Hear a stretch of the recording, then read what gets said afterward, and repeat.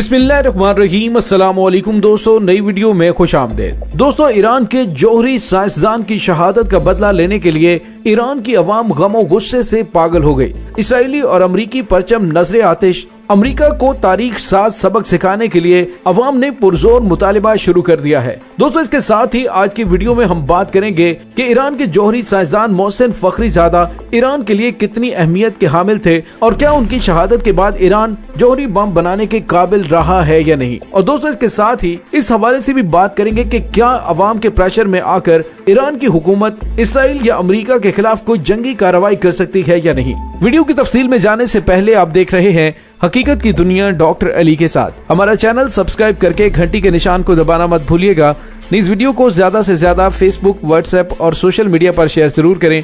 Share और like करने के साथ साथ कमेंट बॉक्स में पाक फौज जिंदाबाद, पाकिस्तान जिंदाबाद और पाकिस्तान के गुमनाम हीरोज को सलाम का नारा कमेंट जरूर कीजिएगा। दोस्तों, रूसी खबरसां एजेंसी ने खबर ब्रेक की है जिसमें उन्होंने कहा है Iranians burn Israeli US flags, chant war with American in a wake of nuclear scientist killing।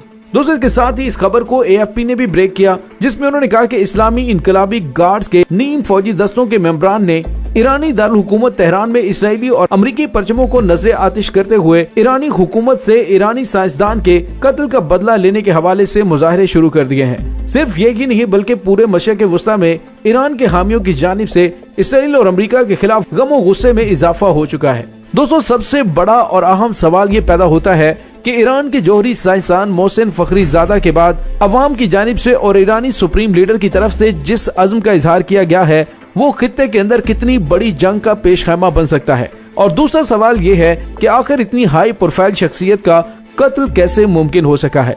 दोस्तों, ज्यादातर ईरानियों ने जौहरी साइंसदान मोहसिन फखरीजादा का नाम नहीं सुना होगा जब तक उन्हें एक हमले में शहीद नहीं कर दिया गया। लेकिन जो लोग ईरान के जौहरी प्रोग्राम पर नजर रखते हैं उनके लिए मोहसिन फखरीजादा का नाम नया नहीं था और मगरबी इंटेलिजेंस इदारे उन्हें इसका अहम किरदार करार देते थे।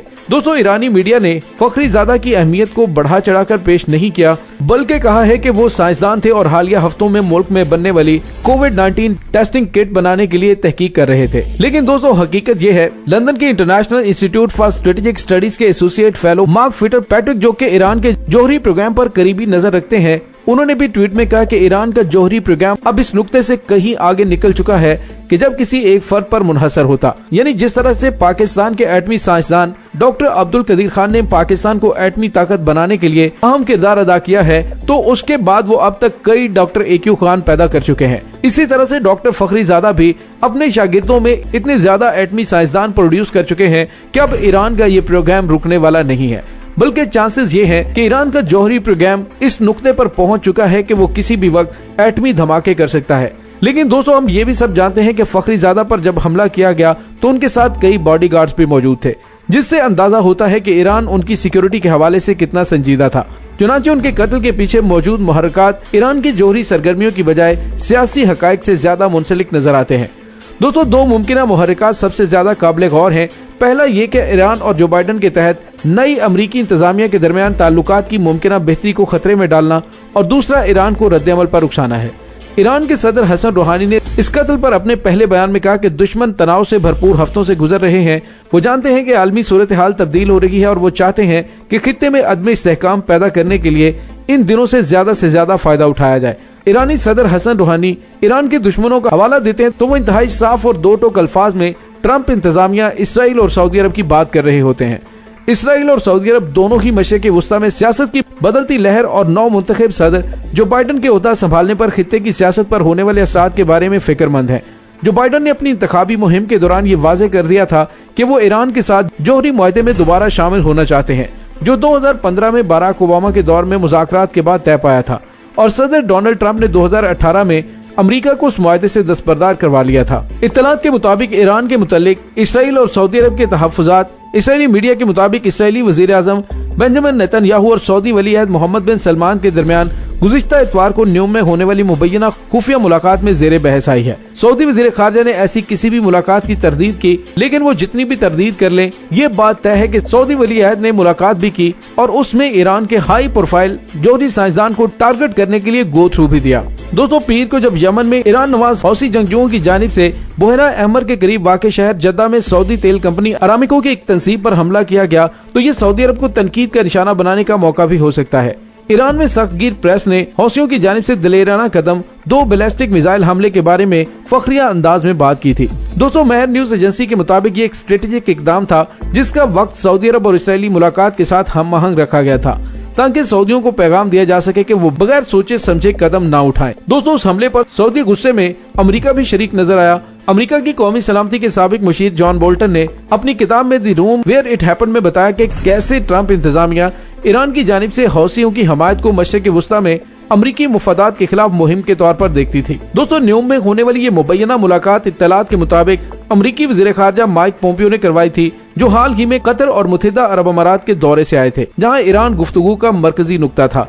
दोस्तों अमरीकी मीडिया के मुताबिक 2 हफ्ते कबल सदर ट्रंप ने अपने सीरियन मुशीरों से पूछा था कि क्या उनके पास ईरान की मरकजी जोहरी साइट पर फौजी हमले का ऑप्शन मौजूद है या नहीं। बज़ाहिर वो जाते जाते भी ईरान के साथ मार्का आराई करना चाह रहे थे।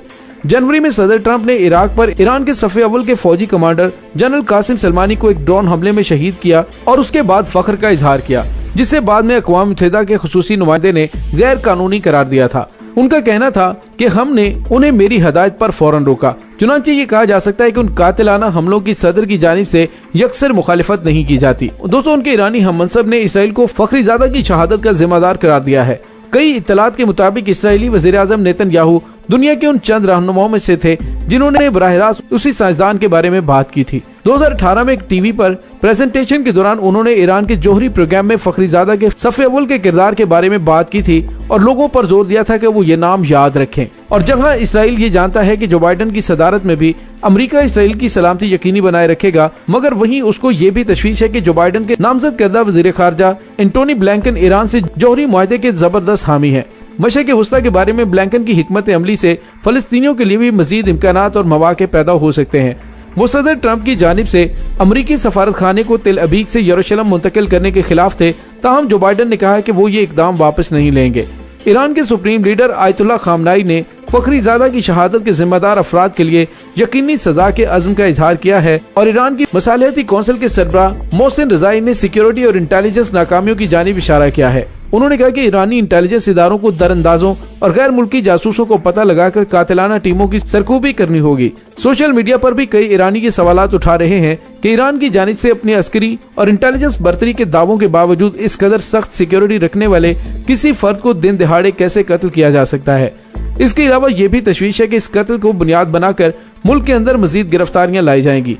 अब सदर ट्रंप की इंतजामिया अपना दौर मुकम्मल करने वाली है तो इसराइल और सऊदी अरब अपना मरकजी इत्तेहादी खोने वाले हैं। ईरान जो बाइडन इंतजामिया की जानिब से पाबंदियों में नरमी और अपनी मईशत को दोबारा खड़ा करने के इम्कानात सामने देख रहे हैं। चुनांचे एलानिया जवाबी हमला ईरान के लिए भी खतरनाक हो सकता है।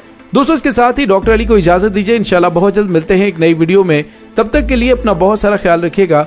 पाक फौज जिंदाबाद, पाकिस्तान पाइंदाबाद, पाकिस्तान के गुमनाम हीरोज को सलाम। अल्लाह वारिस।